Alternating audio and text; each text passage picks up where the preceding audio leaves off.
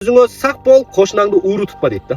Азыр Москвада квартираларды уже түнкү саат 12-ден эртеңки 5-ке чекте бизди али күтүүсүз коноктор көп болуп басып келет. Көрүп атасың, бул деген биздин тагаларыбыз деп коебуз. Тагаларыбыз басып уже квартираларды тазалап атат. То есть кече күнү Орехово менен Домодедовдогу именно ошол жактагы незаконный жашаган кыргыз болобу, тажик болобу, өзбек болобу ошол квартираларды пытыратып түнкү саат 12-ден баштап саат 5-кече күтүүсүз коноктой болуп кирип келип канчалаган жарандарыбызды алып кетип атат. Ошо басканда эле ошол квартирадагы бар жок эле жарандарды алып кетип аткан жери жок.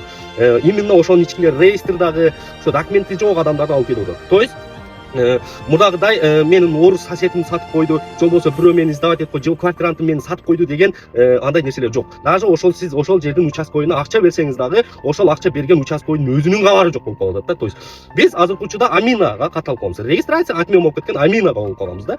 Кимде ким именно ошо работа болуп келген болгон болсо, алар Аминага турат, билесиздер. А кимде ким гости же болбосо башка иштер менен, частный немелер менен келбесо, алар регистрацияга турат. То есть 3 айдан ашып кетсе регистрацияга турат. А биз Аминада. Ошол Амина бул Амина экен да. Ошол Амина бар жок нерсени көрсөтүп коет экен да. То есть биздин жарандарыбыздын көбү реестрде болсо дагы Аминага туруп алып ошол квартирада жашаган жерге прикрепление болуп, ошол жерде жашап жүргөндөр жок эмес. Мен билишим боюнча почти, 45-50% жарандарыбыз, мындайча айтканда, жарандарыбыз именно ошо реестр көйгөй менен көбү, мындайча айтканда, турулай албай, ошонун көйгөй менен жүргөн жарандарыбыз жок эмес.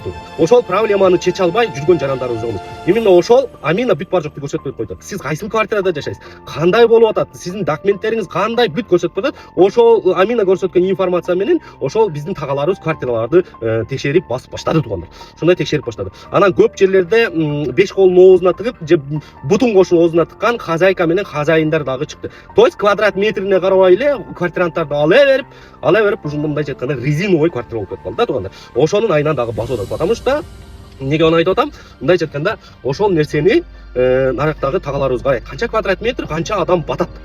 Вот именно ошого карап дагы резиновый квартираларды текшерип жүрөт азырынча.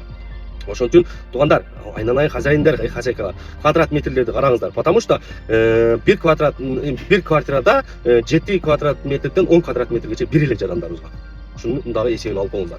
Анан ошол квартирада деле хозяин канча адам өзү прописан болсо, ошону эсептеп 7 квадрат метрден эсептеп чыгарып коюп туруп, анан калганына эсептеп туруп адам алыш керек. Андан көп алып койгон болсо, резиновый квартира болуп калып туруп, еще сизге дагы уголовный дело козголуп калат. Либо штраф менен чыгасыз, либо болсо лишение свободы болуп, канча 2 жылга 3 жылга ушундай незаконный миграция ошол мындайча айтканда статьяларды коюп туруп, сизди айка кетирип коюш дагы ичкен эмес. Ошон үчүн туугандар, кошунаңды ууру тутпа, өзүңө сак бол деп бекер айтпайт. Ошон үчүн бирөө жарым сатып койду деңиздер, бунун баардыгын Амина мына көзүңүзгө сайт көрсөтүп атат. Ошо реестрден чыкканга аракет кылыңыздар, тезирээк документтериңизди туруп, мошенниктерге алданбай, акчага эч кандай трудовой договор же башка печать сыяктарды бастырбаңыздар. Ал нерселер менен сиз эч кандай көйгөйүңүздү чече албайсыздар.